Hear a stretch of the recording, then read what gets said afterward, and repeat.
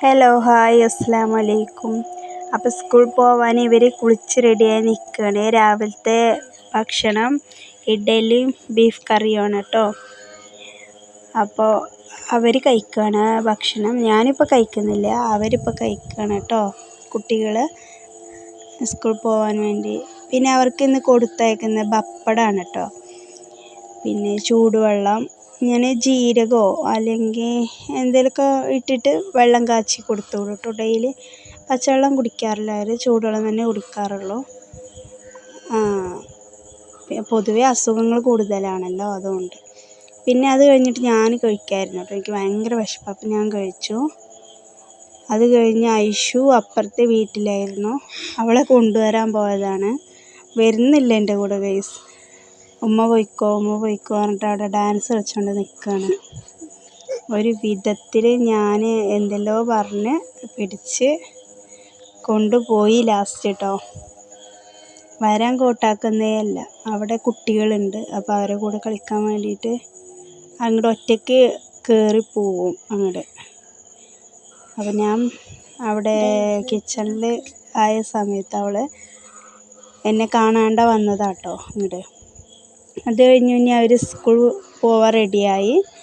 റോട്ടിൽ നിന്ന് എടുത്ത വീഡിയോ ആണ്. അവർ പോവുകയാണ് സ്കൂൾക്ക്. സ്കൂൾ അടുത്താട്ടോ, ഇവിടെ നോക്കിയാൽ കാണും. ഗവൺമെൻറ് സ്കൂളാണ്. അവർ സ്കൂളിലേക്ക് പോവുകയാണ്. ഐഷുവിന് ഭയങ്കര വാശി കേട്ടോ, പിന്നാലൊക്കെ ഓടുന്നുണ്ട്. ഡെയിലി ഓടും, പിടിച്ച് കൊണ്ടുവരാറുണ്ട് ഞാൻ. അത് കഴിഞ്ഞ് ഒരു പൂവൊക്കെ എടുത്ത് കൊടുത്ത് സമാധാനിപ്പിച്ച് വീട്ടിൽ കൊണ്ടുവന്ന്. ഭയങ്കര വാശിയാണ്.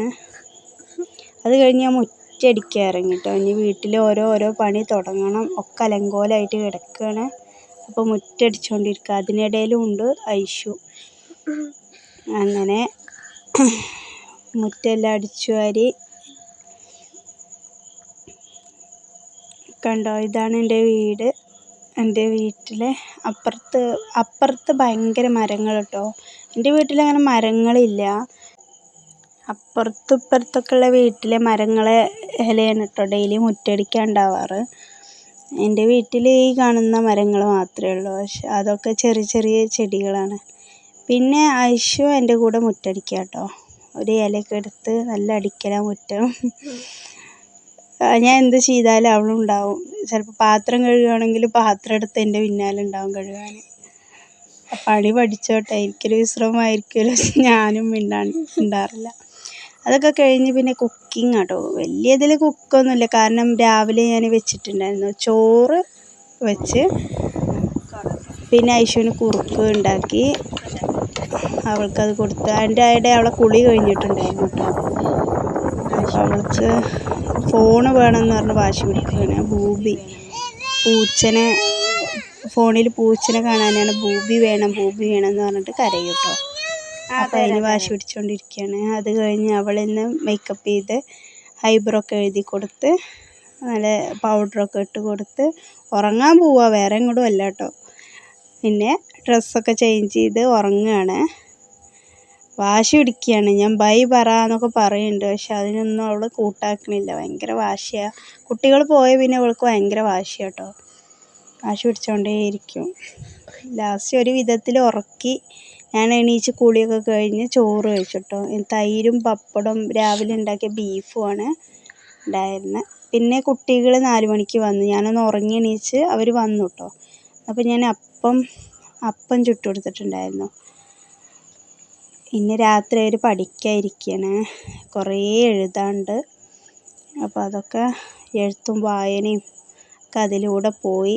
പിന്നെ ഞങ്ങൾ രാത്രി ഫുഡ് കഴിച്ചിട്ടുണ്ടായിരുന്നു. മന്തിയാണ് കഴിച്ചത്. അതൊക്കെ ഫോട്ടോ എടുക്കാനും വീഡിയോ എടുക്കാനൊക്കെ മറന്നുപോയി കേട്ടോ ഗൈസ്. മറന്നതല്ല, ഉമ്മ വരുമ്പോൾ കൊണ്ടുവന്നതാണ്. പിന്നെ ഉമ്മ വീഡിയോ ഒക്കെ എടുക്കണ ചിലപ്പോൾ ചീത്ത പറയും, അപ്പോൾ അതൊന്നും ചെയ്തില്ല കേട്ടോ. അതിനിടെ അവർ പഠിക്കുന്ന ഇടയിലുള്ള ഐഷുവിൻ്റെ വികൃതികളാണിത്. ഡ്രസ്സൊന്നും നേരെ ഇട്ടിട്ടില്ല. അപ്പോൾ ഇതൊക്കെയാണ് എൻ്റെ ഒരു ദിവസം കേട്ടോ. അപ്പോൾ എല്ലാവരും എന്നെ സപ്പോർട്ട് ചെയ്യണം. അസ്സലാമു അലൈക്കും.